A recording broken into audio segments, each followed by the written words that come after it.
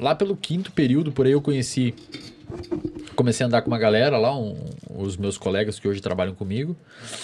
E aí eu fui entendendo, cara, eu fui entendendo uma coisa. Eu sempre fui muito observador, muito.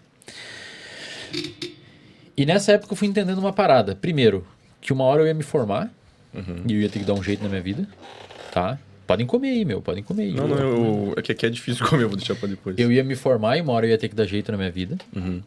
Então isso foi um ponto. Mas o segundo ponto, cara, foi que eu comecei a entender uma coisa que talvez a galera não entenda e também não é muito valorizado. Que conhecimento é poder, cara. Você ter conhecimento, você ganha poder. Pensa assim comigo. Eu não tenho uma máquina, eu não tenho um supermercado que é um produto físico, eu não tenho uma máquina que faz pão ou que faz algum produto que eu venda. Eu não tenho nada disso. O que eu tenho é meu cérebro. O que eu tenho para oferecer para vocês hoje que estão assistindo é o meu cérebro. O que eu tenho para oferecer para 7.000 pessoas que estão lá no reservatório de dopamina é o meu cérebro. As pessoas estão lá, eu não estou dando nada para elas, além de conhecimento. E, cara, teve uma vez na graduação que eu entendi isso. Eu saquei, conhecimento é poder. Aí o que eu pensei? Se eu começar a obter conhecimento, eu vou começar a ser ouvido pelas pessoas. E muito provavelmente vai aumentar a chance de eu me dar bem na vida, pelo menos para conseguir. Eu nunca imaginei que ia chegar nesse nível, mas pelo menos eu consegui trabalhar, né, fazer minhas coisas. Então eu comecei a estudar. Resolvi começar a estudar. E aí eu comecei a estudar e comecei a apresentar. Eu lembro que eu apresentei um trabalho para um professor que, cara, foi. Aquele trabalho foi aquela apresentação, para você que está me ouvindo, eu peço que você preste atenção nesse momento, porque isso pode reverberar em algum evento que tenha acontecido recentemente na sua vida, ou que provavelmente vai acontecer. Eu não estou dizendo que talvez, eu estou dizendo que provavelmente vai acontecer, porque merdas acontecem. Aquele evento, aquele trabalho que eu apresentei, poderia reverberar na não existência do Eslen que vocês conhecem hoje. Por quê? Porque era um trabalho que tinha que apresentar sobre um capítulo do DSM, que é o Manual Diagnóstico Estatístico em Transtornos Mentais. E era um capítulo que eu tinha que apresentar sobre transtorno do pânico, que é um tipo de transtorno de ansiedade. E, cara, eu nunca consegui falar em público. Eu nunca consegui conversar. Pra você ter noção, eu não conseguia perguntar na aula. Eu não conseguia levantar a mão e fazer uma pergunta pro professor. É sério, velho. Porque eu tinha medo que a pergunta ia ser ruim, que as pessoas iam dar risada, que o professor não ia entender. E eu optava por não falar. Um pouco do bagulho do desvalor, né? Eu me esquivava. Da tua crença. E aí eu fiz a pior coisa que alguém pode fazer no sentido de enfrentar algum tipo de ansiedade, que é me esquivar. Então eu me esquivava. Eu evitava sempre que podia. Eu tinha às vezes boas perguntas para fazer, eu não perguntava, eu me esquivava. Até que chegou um momento que eu tive que apresentar um trabalho. E, cara, ali foi foda. Porque eu me preparei, eu perdi sono, eu fiquei sem dormir. E era pra uma turma de 20 pessoas, velho. Fiquei sem dormir, fiquei mal, fiquei não sei o quê. Cheguei a apresentar o trabalho. Cara, sabe aquela sensação? Talvez quem tenha problema de ansiedade social saiba o que eu tô falando aí. É uma sensação, velho, de você... Cara, você quer fazer... Sério, você quer que um carro te atropele, velho, pra você não falar. É um medo tão absurdo, mas tão absurdo. E tem trabalhos mostrando que pessoas com ansiedade social têm um aumento da atividade da amígdala, que é a região que detecta perigo, quando enxerga rostos. Normalmente as pessoas têm um aumento da atividade da amígdala quando enxergam um rosto ameaçador. Nossa. Então você vê um rosto assim, Tá. você vê um rosto ameaçador, você vê uma atividade aumentada da amígdala. Ou seja, aquilo é uma ameaça para você, é um perigo. A pessoa com ansiedade social aumenta a atividade da amígdala qualquer rosto. Em outras palavras, qualquer rosto pra ela é ameaçador. O cara tá sempre se esquivando. Nossa, Tá velho, deve ser horrível. É foda, pô. cara. Mas aí, o que eu fiz? Eu tive que... E aí, beleza? Obrigado por ter vindo. E aí eu tive que... O que eu tive que fazer? Apresentar o trabalho, velho. Esse aí é da minha equipe também. Ah, é? Não conhece. E aí, salve. Aí o que eu tive que fazer? Eu tive que apresentar o trabalho, cara.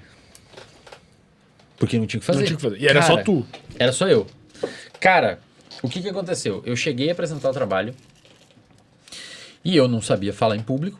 Eu comecei a gaguejar, eu suava, eu tava lendo os critérios diagnósticos para transtorno do pânico, sudorese, taquicardia, nó na garganta, tudo eu tendo. Tava Sério? tendo no mesmo momento. Sério, velho. Os caras até acharam que tu tava interpretando, tá e sabe ligado? o que eu tava fazendo? ator. A turma tava lá e eu tava assim, ó. Apresentando, olhando pro clássico de quem não sabe apresentar trabalho, apresenta olhando pros slides, não pra plateia. E leu o slide. Cara, o professor, talvez na inocência, se você me acompanha hoje, não sei, sabe que você foi um grande de um filho de uma tá? Mas beleza, tá tudo certo. Foi o que Deu uma rebaixada na foi cara. o que você poderia ter feito naquele momento, então eu não vou ficar bravo. Talvez tenha sido até bom o que você fez. Ele olhou pra mim e falou assim, cara, tá ridículo isso. Eu não tô entendendo. Nossa, eu não tô isso passa um entendendo. pouco, velho. Eu não tô entendendo o que você tá falando. Uhum. Não dá. Primeiro, olha pra plateia, não olha pro slide. E, cara, eu tava num momento ali, velho, que eu tava totalmente vulnerável. Totalmente vulnerável. Imagina. Ali não era momento de fazer aquilo. Ele podia pegar depois, tipo, ele podia ter tido a sensibilidade de Ter dado perceber feedback que... e tal, cara, não é assim, faz assim. Pô, é graduação, né, velho? Se é no mestrado ou doutorado, beleza, dá uma puxada, mas, pô, na graduação. Aí, enfim, aí eu saí da apresentação e o João, que é um amigo que trabalha comigo hoje, a galera conhece, que sempre foi um bom comunicador, ele falou assim, meu, tem que melhorar isso aí, cara. A gente dividia apartamento na época. Hoje ele trabalha comigo na clínica e é meu sócio num outro projeto que a gente está fazendo de uma clínica paralela. Então, olha, eu sempre trago as pessoas para próximo a mim, que me ajudaram pra caralho. Isso é uma coisa que eu valorizo pra caralho, cara. Então o João me falou assim, cara, você tem que melhorar isso aí, velho. Você não vai conseguir as coisas na vida se você não melhorar a sua parte comunicativa. E ele me falou uma coisa, talvez ele não lembre, mas ele me falou uma coisa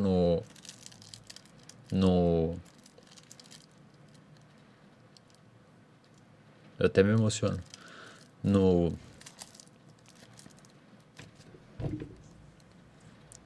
Na parada de ônibus, ele falou assim, cara,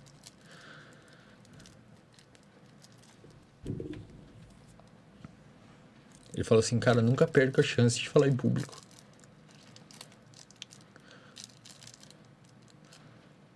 Ele falou, sempre que você puder, fala em público. Porque isso vai ser a melhor coisa que você pode fazer na sua vida. E, meu, aquilo ali entrou tanto na minha cabeça, mas tanto assim, velho, que eu falei, a partir de agora, sempre que eu tiver a oportunidade, eu vou falar. Não interessa. Não interessa se eu tiver medo. Pô, veio no momento certo, Não né? tô nem aí, cara. Eu fiquei na minha cabeça assim, velho, que... Então, obrigado aí, João. Ele sabe que eu sou muito grato. Inclusive, ele foi o primeiro que se beneficiou de tudo que eu tenho hoje, tudo que eu consegui. É a primeira pessoa que eu ajudo sempre. Do ponto de vista de trabalhar comigo. Até antes de eu ter clínica formalizada, eu direcionava paciente para ele. E depois daquilo, cara, eu comecei a encarar falar em público como uma obrigação, sabe? E falar em público, eu digo em vários níveis. Lá dentro do reservatório de dopamina, tem um vídeo que eu coloquei lá de como falar em público e a importância disso, que eu conto essa história e explico como as pessoas começam a falar em público. E é em vários níveis, cara. Você tem que falar em público, tipo assim, quando você for ao mercado. Uhum. E se você tem um pouco de ansiedade social, meu, se você for ao mercado, Já é fala difícil, com o atendente, cara. Tem que dar um bom dia. Dá um bom perguntar dia como pro porteiro. Isso é um limiar que inicialmente pode não ser tão complicado, mas é importante você ir quebrando. Mano, mas é bizarro, tipo, te ver aqui, pensar que tem milhares de pessoas assistindo e depois vai ter milhões vendo e tu se expressa muito bem hoje em Cara, dia, eu tu não sabia falar em público, cara. Mas É é por isso que eu bizarro, falo para as pô. pessoas. O seu comportamento, ele é moldável. Você consegue aprender determinadas coisas. E essa parte de falar em público foi uma coisa que eu falei assim, eu não vou mais passar por aquilo que eu passei. Eu não vou mais passar por aquilo que eu passei. Eu vou aprender a fazer isso, eu vou começar. Aí sempre que surgiu, eu fui no DCE da universidade, que o pessoal não gostava muito de mim, mas tá bom. Não tinha uma fama muito boa no DCE. Aí o pessoal, eu falei assim, por favor, quando vir alguma empresa aqui chamar aluno de psicologia para fazer palestra voluntária, pode dar meu nome. E começou a pipocar. Então eu dei uma palestra numa empresa, dei palestra para 20 pessoas, 5 pessoas, 8 pessoas, e eu comecei em todas, cara. garganta trancando, quase tendo uma crise de pânico, ficava sem dormir uma semana, mas, velho, eu ia em todas. Cara, Falou, eu vou fazer essa merda. pegou o teu ponto fraco Eu e... vou quebrar ele no meio, velho. Eu vou fazer essa bosta acontecer e eu não quero saber. Isso não existe pra mim. Eu não vou ficar nessa merda aqui de não conseguir conversar com a pessoa porque eu tenho medo de falar. E aí eu comecei. Eu lembro que eu fui dar uma palestra num lugar lá que tinha uma Coca-Cola lá, não sei se tem ainda. Que era uma fábrica lá que girava lá da Coca-Cola. E eles me chamaram pra dar palestra. E era pra galera chão de fábrica, sabe? Que tinha... Como? Galera chão de fábrica. Chão de fábrica. É, tipo, o cara Tá, que trabalha o na produção, peão. dirige o Sim, carrinho entendi. e tal. E aí eu pensei, cara, eu fiquei extremamente nervoso, assim, velho. Com medo de falar merda, sabe? Fiquei muito nervoso. Eu fiquei uma semana sem dormir direito, cara, preparando o roteiro. Eu fui com a minha fala decorada do início ao final. 1 hora. Eu decorei toda ela. Travado, assim, muito ansioso. Depois eu dei uma palestra num negócio de eletricidade que tem lá, tipo a... O que é aqui? É Celeste aqui? Aqui é É Celeste. tipo isso, só que lá. Aí depois dei uma palestra numa fábrica de grãos, que tinha lá, numa empresa de grãos. Aí trabalhei num café, fazendo estágio, e tinha que fazer palestra para os colaboradores, que eram umas 10 pessoas. Cara, aonde tinha oportunidade, comecei a participar em aula. Então eu fiz uma meta na minha semana, de segunda a sexta, pelo menos 3 dias eu tinha que fazer pergunta. E participar da aula. E, cara, aí comecei a desensibilizar. E aí, meu, esses tempos, 3 anos atrás, eu voltei lá e dei uma palestra para todos os campos de todas as faculdades que eu, depois de formado, sobre neurociência, e tinha umas 600, 700 pessoas. Porra. Aí tu já tava mais desenrolado. Bem mais de boa, cara. Hoje em dia tu sente assim um pouquinho ainda? Muito pouco, velho.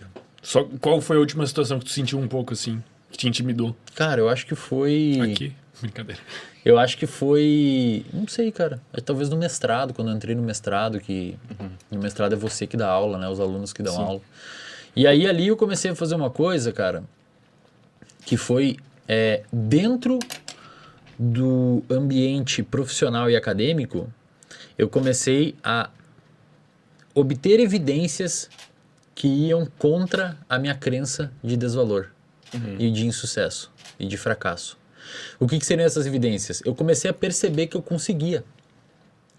E é isso que basicamente um psicólogo clínico faz com o paciente. Ele ajuda o paciente a perceber que aquela interpretação que ele tem do mundo é por vezes equivocadas e que não existe nada no mundo que justifique aquilo que ele está pensando dele. Então muitas vezes você se acha um merda, ou você se acha uma pessoa ruim, ou você acha que os outros são melhores, mas por vezes não tem nada que justifique aquilo. Então, o que eu comecei a perceber? Comecei a perceber, cara, eu consigo fazer essas coisas. Eu consigo falar, eu consigo articular, as pessoas me elogiam. Então, o que eu comecei a criar? Quase como se fosse um superpoder que no lado profissional eu tendo a me garantir. Mas aí quando as pessoas me elogiam, pô, cara, você é muito massa e tal. Cara, se foge do profissional, como muita gente faz no Instagram e tal, eu já fico um pouco assim, sabe? Falo, pô, não mereço isso, os caras estão viajando.